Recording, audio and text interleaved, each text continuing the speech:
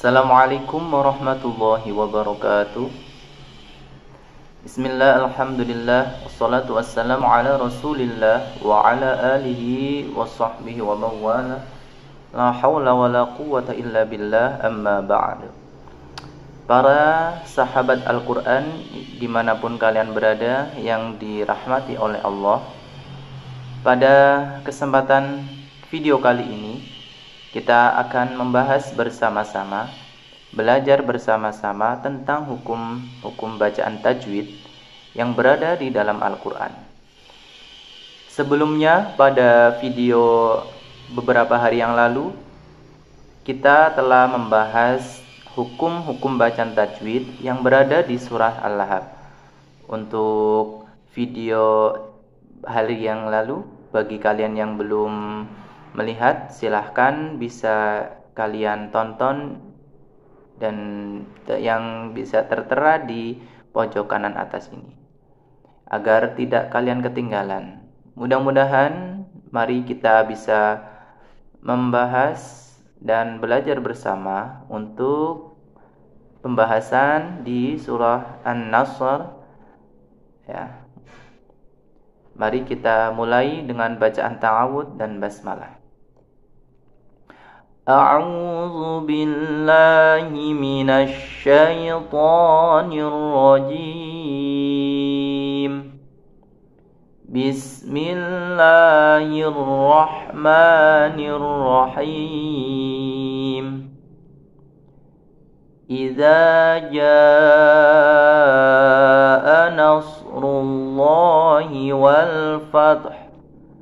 Pada ayat yang pertama terdapat hukum bacaan mad tabi'i yang mana fathah diikuti dengan alif.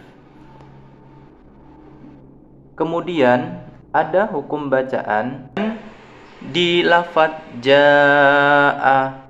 Ini adalah hukum bacaan mad wajib muttasil yang mana harus dibaca panjang dengan 2,5 alif. Kemudian ada lafadz Allah atau lafadz jalalah yang dibaca tafkhim atau tebal karena didahului dengan dhamma.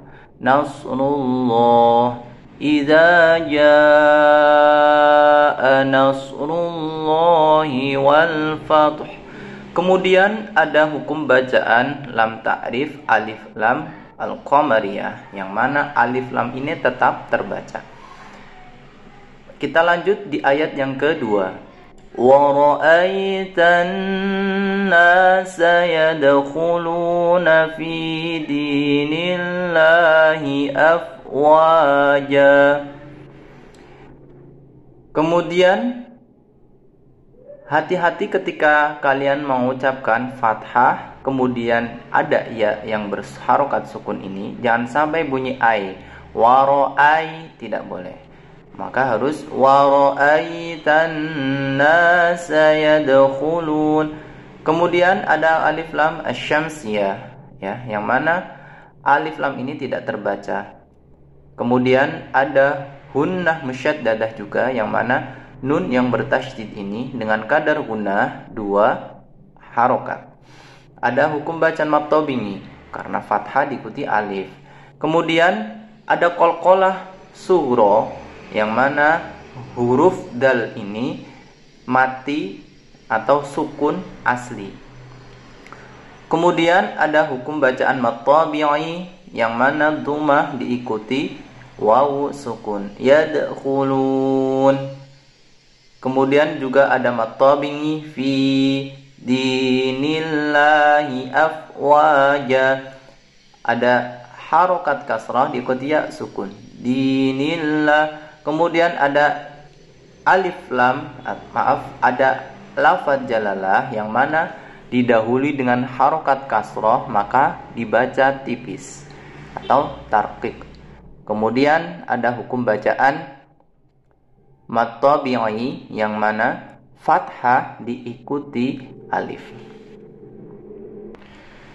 Kemudian ada hukum bacaan juga afwaja. Coba tebak kalian apabila tahu ini hukum bacaan apa ya? Ini adalah hukum bacaan mad iwad, yang mana fathah tanwin berada di akhir ayat atau waqaf, yang mana harus diganti menjadi mad yang dinamakan mad iwad dengan kadar panjangnya adalah 1 alif atau 2 harokat. وَرَأَيْتَ النَّاسَ يَدْخُلُونَ فِي دِينِ اللَّهِ أَفْوَاجًا. Kemudian mari kita lanjut di ayat yang ketiga. Sebelum kita lanjut, bagi kalian yang baru menemukan channel Ajak Deres ini yang akan membahas tentang pembelajaran Al-Quran, khusus di pembelajaran tajwid pada kesempatan video kali ini. Bagi kalian yang belum subscribe, silahkan untuk subscribe dan tinggalkan komentar di kolom komentar. Dan jika kalian suka dengan video ini, like dan share. Fasabbih bihamdi rabbika wastaghfir. Kemudian ada hukum bacaan izhar syafawi, yang mana mim sukun bertemu dengan huruf dal, yang dengan pengertian apabila ada mim sukun bertemu huruf selain mim atau ba, maka dihukumi bacaan izhar syafawi, yang mana harus dibaca dengan jelas. Kemudian wastaghfir, ya, ketika membaca huruf H ini harus dibaca jelas. Wastaghfir, harus tetap terbaca huruf H-nya.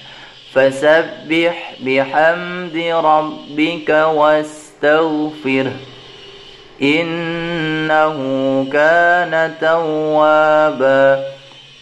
Nun bertasydid, ini adalah gunnah musyaddadah. Kemudian ada dhammah terbalik, maka harus dibaca panjang 2 harokat. Kemudian ada mad tabi'i, fathah diikuti alif, dan juga ada mad tabi'i yang mana fathah diikuti alif juga. Kemudian ada hukum bacaan mad iwad, yang mana tanwin ini berada di waqaf, berada di akhir ayat atau waqaf yang mana diikuti alif, maka harus diganti dengan bacaan mad panjangnya 2 harokat atau 1 alif.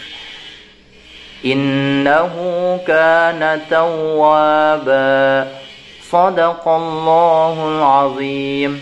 Terima kasih. Demikian video kali ini. Mudah-mudahan bisa bermanfaat untuk bisa kita belajar bersama-sama, dan pada akhirnya kita mendapatkan barokah dari Al-Quran dan juga mendapatkan syafaat dari Al-Quran, dan senantiasa selalu membaca rajin dan dalam membaca Al-Quran untuk belajar dan terus belajar tentang Al-Quran.